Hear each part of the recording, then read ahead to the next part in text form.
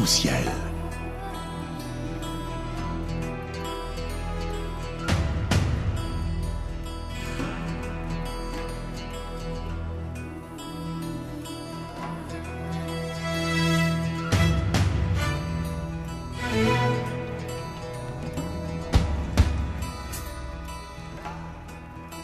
Arc-en-ciel, votre émission marocaine, chaque dimanche de 14h à 15h pour tout savoir sur le Maroc. Actualité, culture, économie, société et animation festive. Avec Abdelatif, Arc-en-ciel au cœur du Maroc.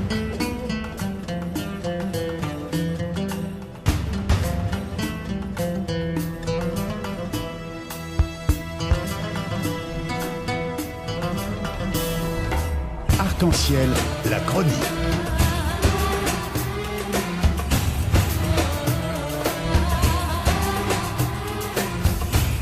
Arc-en-ciel, info.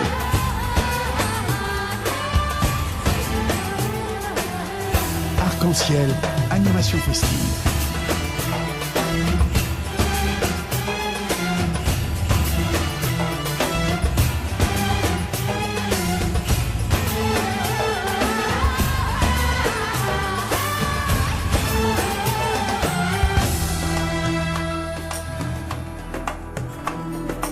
Arc-en-ciel, au cœur du Maroc.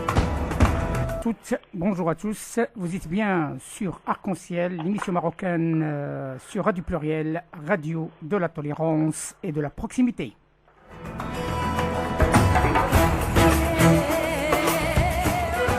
Fidèles serviteurs, Abdelatif Sadqil, Mehdi, Hamid Chariet à Paris, Abdelatif El Fkak à Casablanca.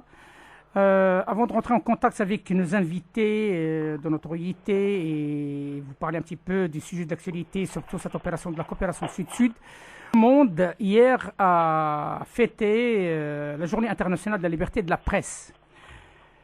Et à ce sujet-là, nous sommes en direct avec notre ami Henri Fabre, journaliste de renom à la chaîne LCP. Bonjour Henri. Bonjour. Merci d'avoir accepté notre invitation. Juste pour un petit mot de ta part en tant que journaliste, cette journée que Radio Pluriel aussi participe et l'émission marocaine Arc-en-ciel participe à sa célébration et surtout avec des constats qui pas tout à fait à la hauteur des attentes. Notamment, il y a une centaine de journalistes sont encore derrière les barreaux et aussi bien retenus en otage. Et nous avons une bonne nouvelle qui a réjoui l'ensemble de nos concitoyens français. Et en date du 19 avril dernier, puisque 4 journalistes retenus en otage en Syrie, ils ont retrouvé leur liberté et c'est une bonne chose. Ma question vous inspire cette journée? Ce qui m'inspire cette journée, c'est que la presse, elle est double. Il y a la partie de la presse qui veut informer les gens, un peu comme on informe son voisin quand il y a des problèmes dans sa rue ou quand il y a des problèmes dans son jardin ou des choses comme ça. Il y a cette partie-là qui est simplement une information, une communication. Et puis il y a la partie où on veut dire des choses avec une arrière-pensée. Et l'arrière-pensée, ça peut être de profiter de ce qu'on va dire pour profiter de l'autre, abuser, ou au contraire, lui rendre service. Mais enfin, il y a une arrière-pensée. Il n'y a pas que l'information brute. Voilà la pensée, la première que j'ai. D'accord. Et y a-t-il matière de nous donner une petite bref, j'ose dire, comparaison au contrarisme et la liberté de la presse? Eh bien, les deux sont liés, et c'est pourquoi il est très difficile d'être un journaliste honnête, parce qu'on est vite tenté. Alors, on est tenté pourquoi? Parce que on peut avoir des idées sur un événement qui arrive, des idées personnelles, et on nous demande, aux vrais journalistes, aux journalistes, j'allais dire le journaliste, pas le militant, on demande aux journalistes de dire ce qui se passe. Imaginez, vous voyez un incendie de forêt, à distance. Qu'est-ce qui se passe? Qui a mis le feu? Qui va l'éteindre? Vous comprenez ce que je veux dire? C'est pas évident. Si vous devez raconter tout ça à des gens qui ne savent pas, qui ne sont pas là, qui ne voient pas, qui n'entendent pas et qui vous font confiance, eh bien, c'est difficile. C'est pourquoi le vrai journaliste, c'est quelqu'un en qui on doit avoir confiance, c'est-à-dire un homme qui n'est pas engagé personnellement dans un combat, sinon il a le droit d'être engagé dans un combat, mais ce n'est plus du journalisme, c'est de la promotion de son combat. Eh bien, écoute, mon ami Henri, de Radio Pluriel, d'élection et animateur et journaliste, on nous souhaite une excellente fête pour l'ensemble des journalistes et avec le souhait que ces contraintes vont se débloquer dans l'avenir. Merci, cher Henri. Et si vous permettez juste un mot, je voulais vous dire que j'apprécie beaucoup votre émission parce que elle est ouverte vraiment. Et c'est ça le journalisme. Voilà. Je te remercie infiniment, mon ami Henri, mais on essaye de faire pour le mieux et l'essentiel, c'est simplement d'avancer et d'avancer dans le bon sens. Merci, cher Henri, et on reste en contact pour vraiment passer une belle émission entière dédiée à la liberté de la presse avec la participation, si tout va bien, de vos confrères et de nos confrères marocains sur un débat sur la liberté de la presse au Maroc et ici en France. Je m'en réjouis par avance. Merci Henri, à très bientôt.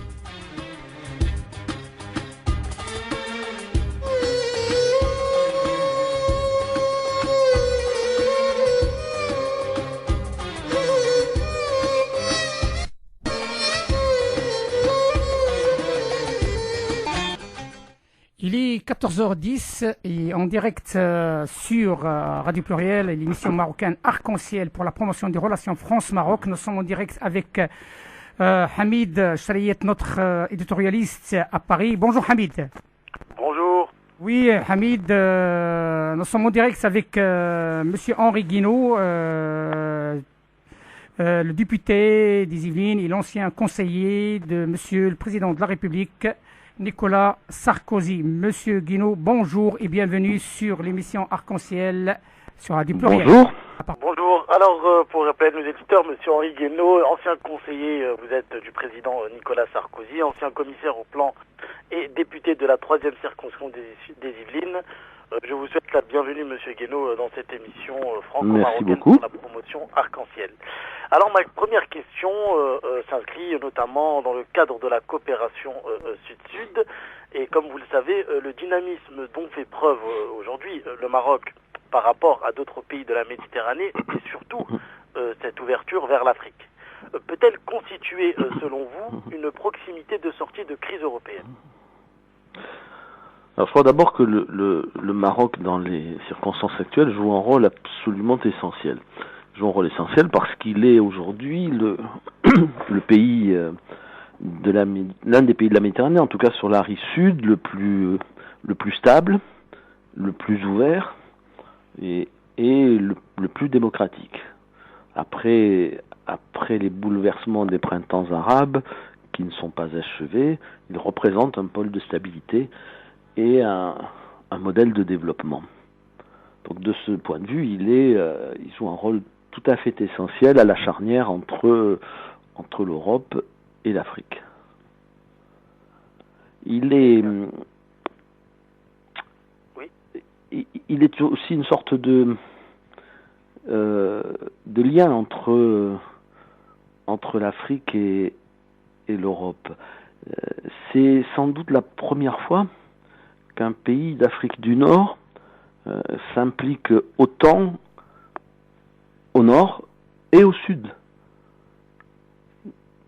C'est la première fois depuis très longtemps qu'un pays d'Afrique du Nord regarde aussi bien au nord qu'au sud et tisse des liens aussi bien avec le nord qu'avec le sud. De ce point de vue-là, la position du Maroc est tout à fait exceptionnelle.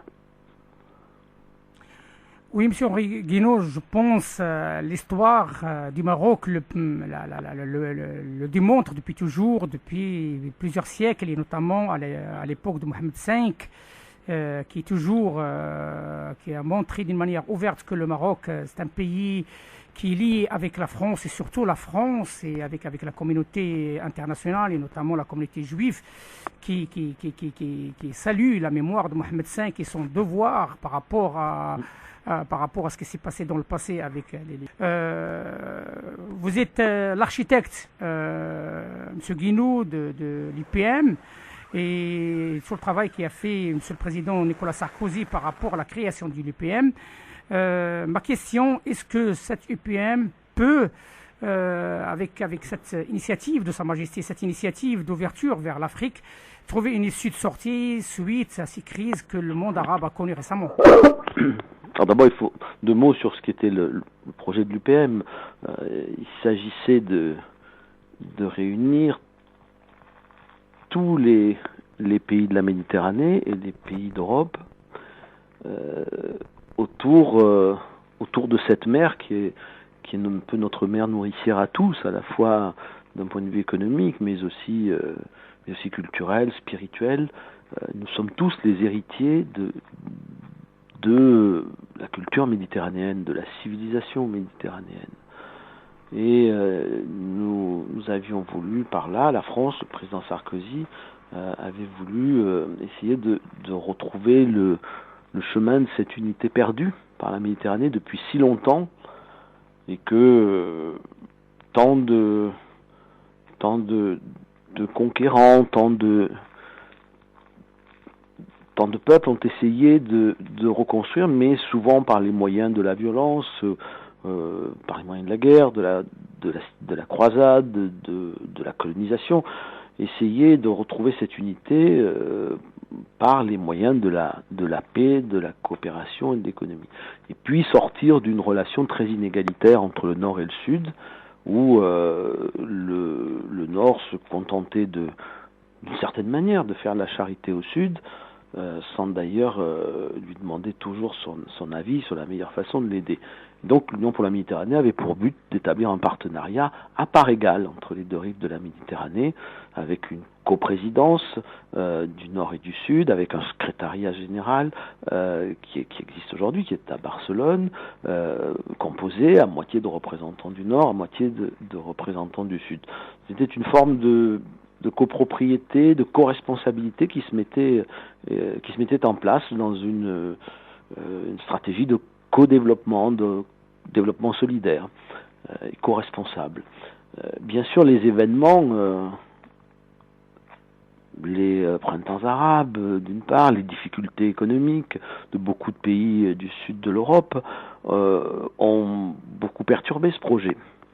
Il n'en demeure pas moins qu'il est pour l'Europe et pour les pays de la Méditerranée toujours un projet d'avenir. Il est toujours la clé de l'avenir. Il faut que l'Europe apprenne à regarder davantage au sud, et il faut que les pays du sud de la Méditerranée apprennent à se sentir solidaires de tous les peuples qui bordent cette mer. Et puis je crois que vous l'avez suggéré, c'est une première étape. C'est une sorte de charnière, l'Union pour la Méditerranée, autour de la Méditerranée, entre l'Afrique, entre le continent africain et le continent européen.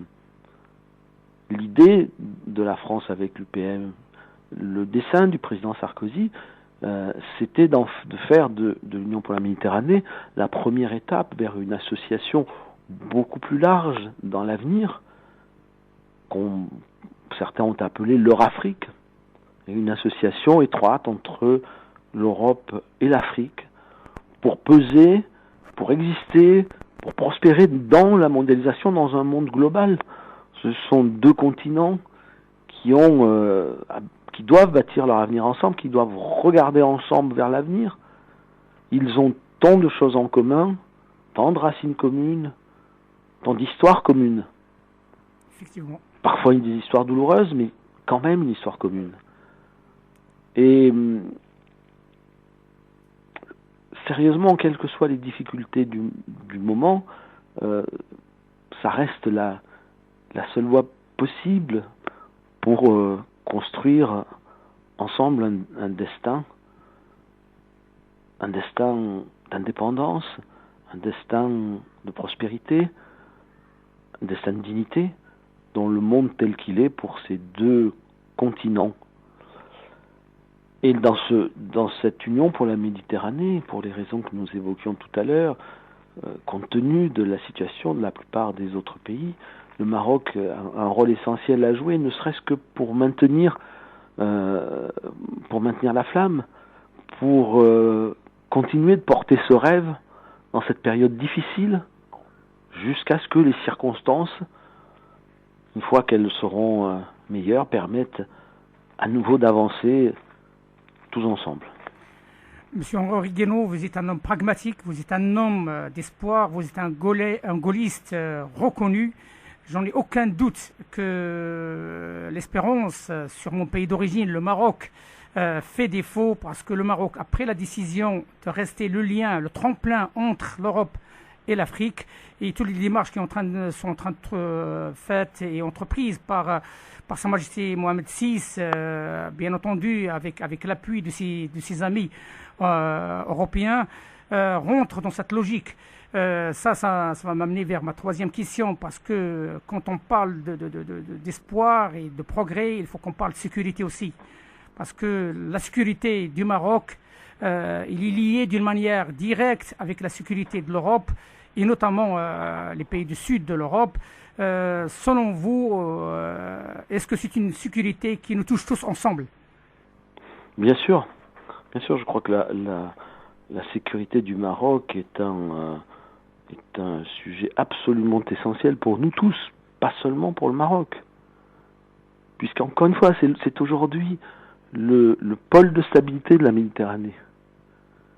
Et donc, il faut veiller à ce que ce pôle de stabilité ne soit pas fragilisé, ne soit pas mis en insécurité. Le Maroc doit être protégé de tout ce qui pourrait l'ébranler, de tout ce qui pourrait le menacer. C'est l'affaire de tous.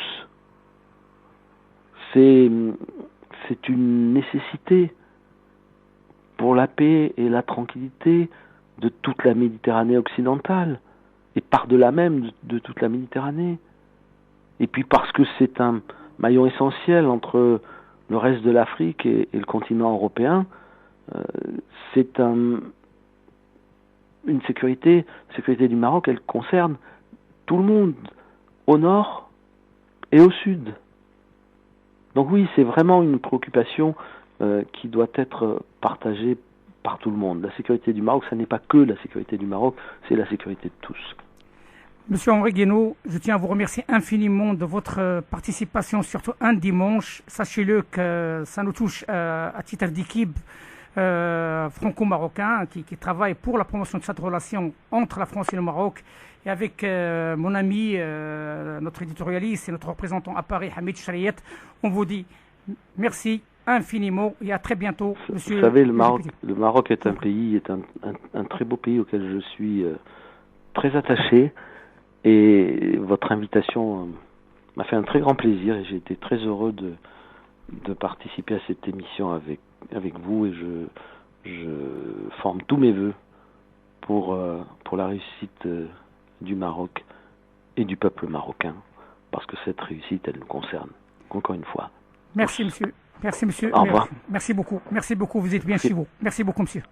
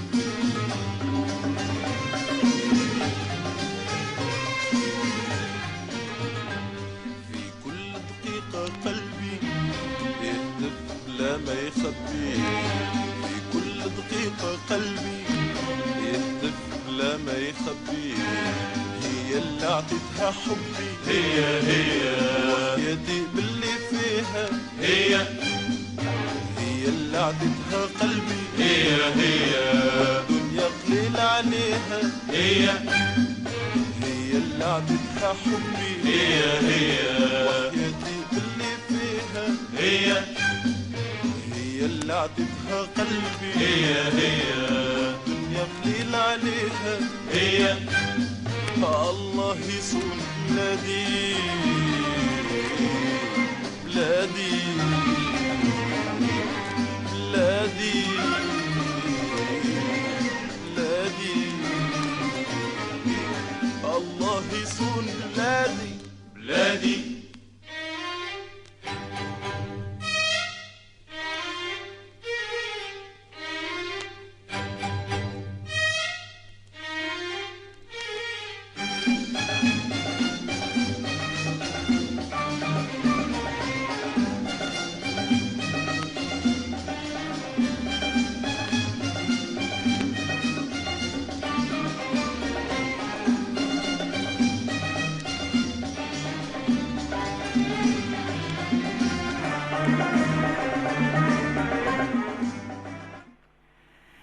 Il est 14h27 sur Radio Pluriel et l'émission marocaine Arc-en-Ciel. Nous sommes en direct avec son Excellence, le ministre, l'ancien ministre des Affaires étrangères, Si Saadine Al-Othmani. Monsieur le ministre, bonjour. Bonjour.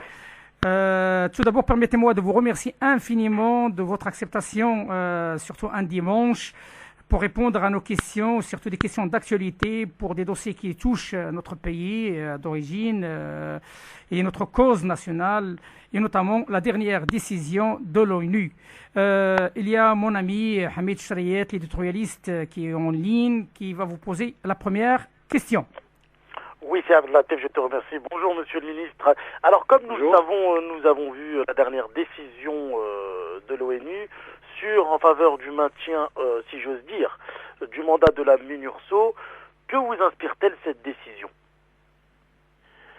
Alors d'abord, je vous remercie pour m'avoir donné l'occasion pour parler de cette décision qui est importante. C'est la résolution 2152 du Conseil de sécurité. Et c'est une résolution qui est maintenant annuelle, chaque année, en avril, le Conseil de sécurité c'est-à-dire s'intéresse à la question du Sahara et organise une session spéciale pour le Sahara qui donne normalement par l'unanimité qui vote sur la décision onusienne sur le Sahara marocain. Alors cette année il n'y a pas de nouveau dans cette décision, puisque cette résolution reprend presque en général la même chose que les anciennes résolutions. Et ce qu'on lit dans cette résolution, ce qui est le plus important, d'abord c'est que la décision dans sa préambule, elle reconnaît les efforts du Maroc, qu'il qualifie d'efforts sérieux et crédibles, et qui va droit vers une résolution, une solution du conflit du Sahara. Toujours dans la préambule, la résolution reconnaît les efforts du Maroc en matière des droits de l'homme, et essentiellement les efforts du Conseil national des droits de l'homme, et la réactivité du Maroc en ce qui concerne les procédures spéciales du Conseil des droits de l'homme onusien. Et aussi, la résolution parle aussi, toujours dans le préambule, il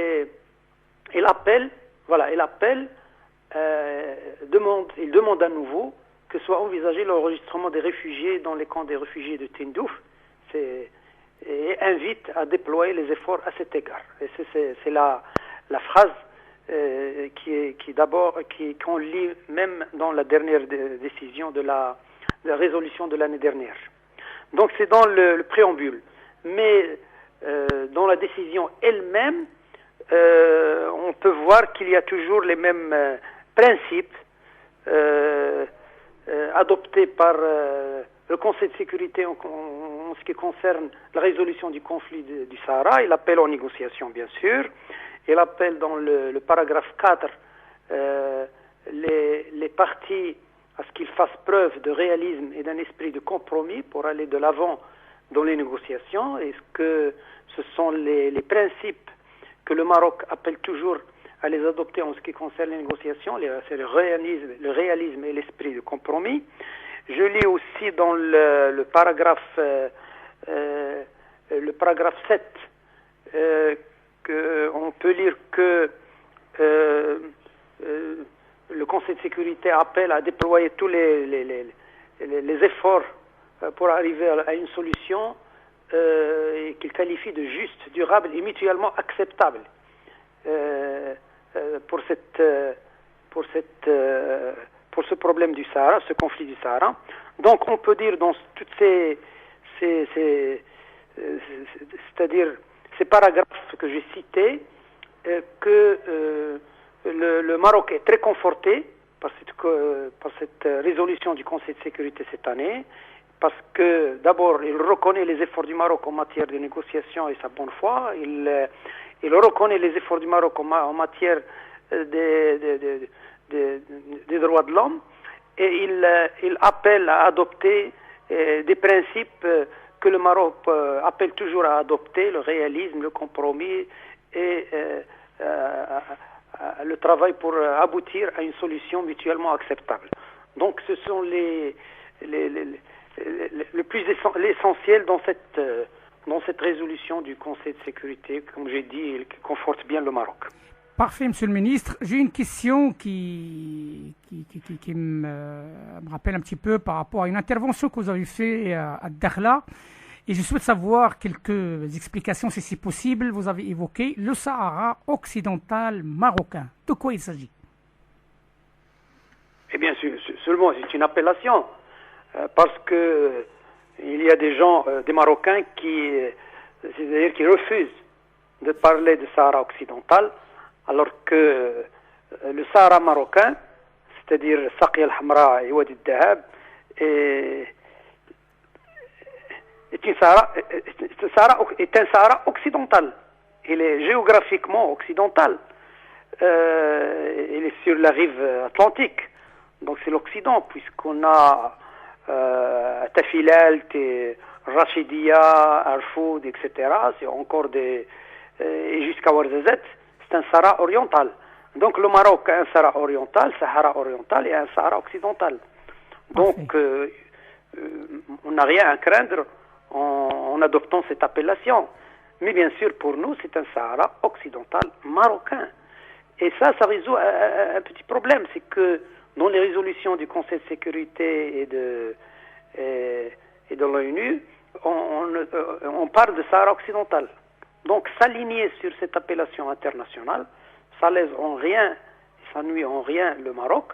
Au contraire, elle conforte le Maroc, puisque pour le Maroc, c'est pas le problème d'appellation géographique, mais c'est le problème de l'unité territoriale marocaine, l'unité nationale marocaine. Puisqu'on garantit l'unité nationale marocaine, l'appellation est secondaire. Je crois donc que pour trouver un compromis sur cette question d'appellation, j'ai dit on peut l'appeler Sahara occidental marocain. Voilà. Parfait, Monsieur le Ministre, de ces éclaircissements, et je vous dis à très bientôt par rapport à une intervention plus approfondie sur le sujet, par rapport aussi les droits de l'homme et d'autres sujets qui touchent qui nous touchent les provinces du sud de notre patrie. Je vous remercie infiniment de votre acceptation et on vous dit à très bientôt, Monsieur le Ministre. Merci, je vous remercie vous aussi et tous les auditeurs. Barakallahu fik, ma'a salama sidi. Merci, shukran. هي اللي عطتها حبي هي دنيا قليل عليها هي اللي عطتها قلبي هي وحياتي باللي فيها هي اللي عطتها قلبي هي دنيا قليل عليها الله يصون بلادي بلادي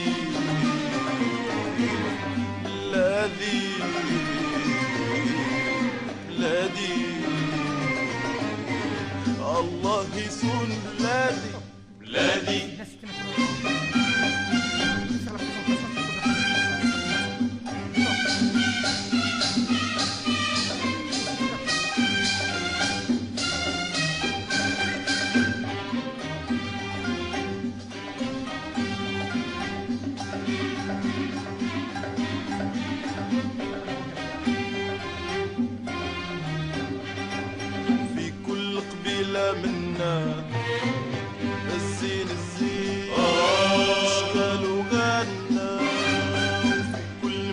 مدينة جنة الحسن حسن تجمع فيها في كل قبيلة منها الزين الزين اشتغل وغنى في كل مدينة جنة الحسن الحسن تجمع فيها يا الله يا الله يا الله نغني عليها يا الله يا الله يا الله نغني عليها وعلى زمن هادي بلادي.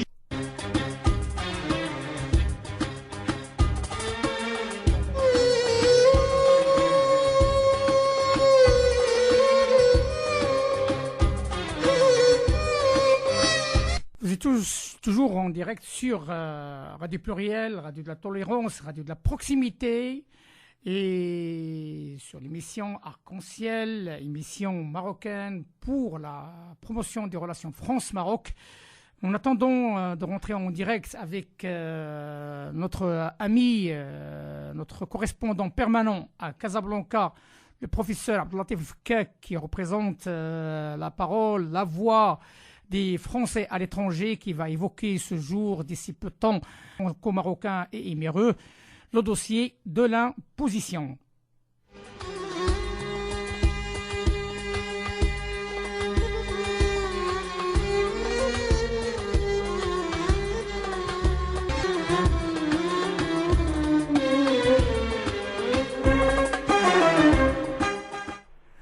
Oui, le professeur Fkak, bonjour. Oui, bonjour. Comment ça se passe à Casablanca? Il fait chaud, il fait froid, il pleut. Oui, non mais ça va, il fait très beau. À Rabat et à Casablanca, nous avons à peu près le même sens, très bien. Parfait. Alors, votre intervention de ce jour, monsieur le professeur, c'est au sujet de l'imposition. Et la question principale par rapport à cette question, c'est de quoi il s'agit réellement des impôts. C'est-à-dire que le Maroc venait de prendre des dispositions de la loi de finances de 2014 et qui concernent les personnes physiques de nationalité marocaine, peu importe s'ils sont binationaux ou la nationalité marocaine ne se perd pas pour les Maroco-européens, ce qui veut dire que la loi est applicable pour les euro-marocains ayant une résidence ou un siège social, donc au domicile fiscal du Maroc. Et ces personnes de droit moral ou droit physique, enfin de personnes physiques de droit marocain, détenons donc des biens avant le 1er janvier 2014. Alors les biens, ça concerne les biens immobiliers, les valeurs d'acquisition des biens immeubles, les actifs financiers et les avoirs de liquidité. Et en cas d'inapplication des dispositions juridiques, les franco-marocains, les euro-marocains seront donc en fraction avec la législation fiscale marocaine. C'est donc une injustice pour nous qu'il va falloir corriger par un rapport de force des Marocains et des RME qui doivent, par la solidarité, prendre des dispositions urgentes pour les enfants et pour les retraités qui reviennent au Maroc, finir leur fin de vie et en payant dans leur pays d'origine et de payer des impôts supplémentaires. Alors quoi faire? Eh bien, si moi je suis élu comme franco-marocain, comme conseiller consulaire, avec le poids de la légitimité électorale des franco-marocains et des euro-européens dans le cadre de l'association que je préside, Euro-Afrique, la liste des sociodémocrates demanderait donc un rendez-vous au Premier ministre, le chef du gouvernement, on l'appelle comme ça au Maroc, selon la Constitution, pour lui demander d'abroger cette loi, cette disposition de la loi de finances 2014, qui est injuste pour les binationaux, qui est injuste pour les Marocains, les RME, et qui est injuste pour les euro-marocains qui doivent désormais payer non pas une solidarité sociale facultative, mais un impôt obligatoire avec le risque d'infraction de la loi des finances au Maroc. À la différence de la France, et il y a une confusion avec les socialistes français, la France socialiste, qui a pris des mesures, je dirais, fiscales pour les Français fraudeurs qui font un transfert d'argent dans les paradis fiscaux pour échapper sciemment aux obligations d'impôt. Mais au Maroc, les RME, les franco-marocains, les euro-marocains, il y a un transfert d'argent légal, il y a bien des valeurs immobilières achetées en France en tant que résidents légaux avant leur retraite. Est-il normal de payer doublement les retraités des franco-marocains et les RME résidents au Maroc? Est-il normal que les retraités payent une contribution libératoire pour leur pension, je dirais, au Maroc, et en plus payer des impôts pour leurs biens acquis toute leur vie en France sans fraude? C'est inadmissible. C'est plutôt le Maroc qui a besoin des RME, des franco-marocains et des euro-marocains, considérés comme des simples portefeuilles avec aucune participation dans le gouvernement, dans leur pays d'origine. C'est le contraire, et si je suis élu, je demanderai donc une contribution libératoire inversée à l'État. Si l'État n'abroge pas, on demandera que tout le transfert, et je rappelle que le transfert c'est 60 milliards, c'est-à-dire la première entreprise de devises avant l'OCP. Alors faut-il rappeler que les impôts au Maroc démontrent aujourd'hui que le système fiscal marocain dépend non seulement des structures sociales du pays, mais aussi seraient des rapports de force de lutte de classe au Maroc qui se métamorphosent aujourd'hui en une lutte de place pour le pouvoir. L'impôt est à l'image d'une radiographie des structures sociales, pour employer donc une expression classique du monde de la gauche. L'impôt reflète la composition, sinon la stratification des classes sociales. L'impôt est un levier d'action collective et politique. Par contre, l'emprunt est un plancher de salut pour le gouvernement financièrement aux abois, et la rhétorique financière ici, avec la tendance générale de l'exotérisme, l'apport des sciences financières et des sciences fiscales aux sciences politiques est donc est indéniable. Alors dire que je dirais juste une seconde de conclusion, si encore j'ai une minute, dire que la démocratie financière et dire que la démocratie fiscale est quelque peu développée au Maroc, c'est certain, mais que certaines classes sociales privilégiées ont tendance à payer le moins d'impôts, est un véritable lapalissade au Maroc. La preuve, et on est les statistiques, l'IS, qui est un revenu des sociétés, c'est 20% de la totalité des impôts au Maroc, alors qu'il n'y a que 2% des entreprises sur les 10 000, selon la CGM, le patronat donc du Maroc, qui paye cette tranche le reste des frais généraux et les frais généreux, qui sont confondus avec la démocratie sociale, la démocratie financière et la démocratie fiscale. L'IR, qui est un revenu pour les salariés au Maroc, la ponction est donc directe chaque mois à la fin de son salaire pour la classe moyenne, et ça représente, monsieur, tenez bien ou bien, c'est 75% de la fiscalité. Les 5% qui restent, c'est la TVA de 55 milliards, les timbres et les frais d'enregistrement. La répartition donc des impôts est donc injuste au Maroc, car il y a la classe moyenne aujourd'hui, et il ne faut pas demander donc un effort injuste pour des franco-marocains, des RME, et je dirais des euro-marocains résidant au Maroc pour leurs biens qu'ils ont acquis à l'étranger durant leur vie de travail, soit en France, soit en Europe. Alors qu'au Maroc, l'impôt et la fiscalité, il faut aller les chercher dans l'économie du marché noir, dans l'informel au Maroc, dans l'argent sale de la drogue, dans la corruption, dans le piratage, dans la contrefaçon, qui échappe aux efforts de la fiscalité du Maroc, est une réalité patente. Elle est visible à l'œil nu. Et l'État laisse aller le gouvernement aujourd'hui actuel qui a la majorité, tire un coup social de ce filet, je dirais salutaire et salvature pour lui. C'est un coup social qui n'a pas de prix pour acheter la paix sociale au détriment de cette classe économique qui souffre du poids des impôts, de la pression fiscale, de leur pouvoir d'achat. L'informel et le marché noir sont des amortisseurs de faux emplois pour le gouvernement et un amortisseur contre peut-être le printemps arabe. Les indicateurs statistiques, je dirais, de l'emploi et du chômage. Et aujourd'hui, comme disait Napoléon, c'est avec avec la géographie où il faut intégrer donc l'idée du Maghreb dans le giron, probablement dans le cadre de la France, que l'on fait une politique publique de la fiscalité. Sinon, les retraités français risquent de revenir chez eux, car ils n'ont aucun intérêt de finir leur vie avec en plus des impôts. Voilà, je vous remercie. Voilà à très bientôt, professeur. À très bientôt, et je vous remercie. Voilà, je crois que j'ai pas été trop long. Non, ce n'est pas grave. Donc, l'essentiel, c'est simplement de clarifier un petit peu cette situation d'imposition. Et la prochaine fois, donc on discutera sur un autre volet qui touche peut-être aussi le sport et la jeunesse. Pourquoi pas. Et le temps, avec le nouveau entraîneur de l'équipe nationale, Badou Zaki, c'est toute une fierté pour le patriotisme marocain. Merci. Ça fait plaisir. C'est un retour heureux. Voilà. Merci. Au revoir. Voilà. Merci beaucoup. Au revoir.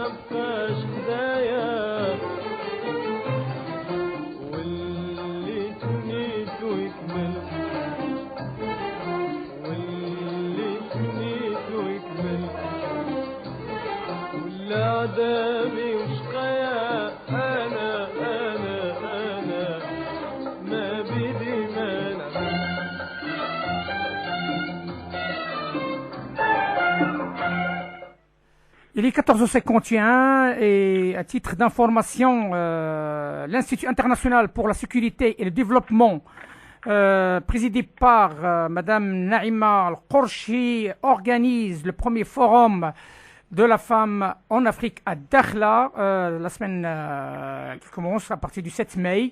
Il s'agit d'un institut présidé par une juriste internationale et expert des questions juridiques et politiques liées aux conflits de droits humains, droits des réfugiés et protection des femmes et personnes vulnérables dans les zones de conflit.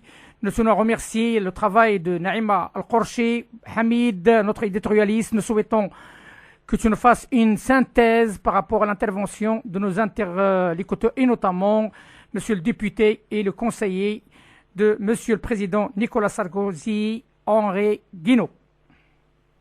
Oui, bonjour. Alors, M. Henri Gonnet a traité notamment sur la question de la sécurité et la question de la coopération sud-sud. Je crois pour ce qui est très important aujourd'hui, c'est qu'aujourd'hui en Afrique, il y a plus de 2 milliards d'habitants. Il va y avoir plus de 2 milliards d'habitants. Et ces 2 milliards d'habitants seront aux portes de l'Europe. Notamment quand on voit effectivement l'indice démographique le plus élevé dans la région du monde se trouve au Niger. Le Niger conserve à peu près 7,2 enfants par rapport par femme. Et c'est d'ailleurs le taux le plus élevé, comme je disais, du monde. Donc, cette question-là que M. Henri Guinaud a soulevée, pour compléter notamment son analyse, ce qui est important aujourd'hui pour développer l'Afrique, c'est notamment le ménagement du territoire. Et il ne faut pas oublier que la France est une culture, est une vitrine de la culture de l'Afrique. L'immigration aujourd'hui est très très importante car il y a une immigration qui est extra-africaine, d'où le développement de Sa Majesté à travers la coopération sud-sud. Donc il faut notamment renforcer l'intégration régionale et conforter le cadre des politiques et de leur légitimité. Et cela peut se faire à travers seulement la croissance et le développement. C'est-à-dire qu'il faut transformer la croissance et le développement. Cela notamment participe au processus de Rabat. Le processus de Rabat, que rappelons à nos éditeurs, a été mis en place sur le dialogue de l'ACP et l'EU sur l'immigration progressive par la mobilité et l'émigration. Donc tout ça aujourd'hui est important et l'enjeu africain n'est pas partagé par l'Europe seulement. Il doit être seulement par la France et notamment pas simplement par la France mais par une vision européenne. C'est ce que M. Henri Gonnet a appelé de ce qu'on a appelé aujourd'hui leur Afrique. Parfait. Leur Afrique, c'est cette question-là. Et je crois juste pour terminer ma synthèse, si tu me permets, c'est qu'il faut penser cet espace aujourd'hui comme un espace de sécurité. Et c'est là où il y a un paradoxe aujourd'hui, c'est que la solidarité entre les pays européens et les pays du Sud sont deux questions liées. Il faut penser cet espace unique comme espace de sécurité et non pas simplement l'espace du continent africain, c'est-à-dire unique dans la vision de la Méditerranée, l'UPM, pour revenir à la question que vous aviez posée à M. Henri Guinaud. Et nous avons connu effectivement à travers l'histoire une évolution très rapide dans les années 80 avec le contexte de la guerre froide, qui était d'emporter et qui était le souci d'exporter la démocratie et de créer les conditions d'une bonne gouvernance. Je crois que c'est cela aujourd'hui qui est très très important. Parfait, voilà. Parfait Hamid. À la semaine prochaine, notre correspondant à Paris, Hamid Chriet. Merci. Merci. في اللقاء إن شاء الله المقبل سوف يكون جديد ودائما مع الجديد بالإميسيون Arc-en-Ciel sur Radio Pluriel. On vous dit à très très très bientôt et vous souhaitons une très très bonne et agréable semaine, Inch'Allah.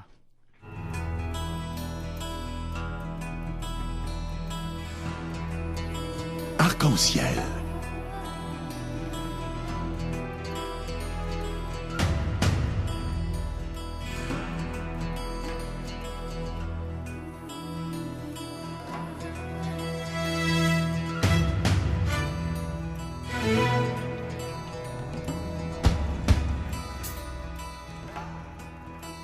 Arc-en-Ciel, votre émission marocaine, chaque dimanche de 14h à 15h pour tout savoir sur le Maroc. Actualité, culture, économie, société et animation festive. Avec Abdelatif, Arc-en-Ciel au cœur du Maroc.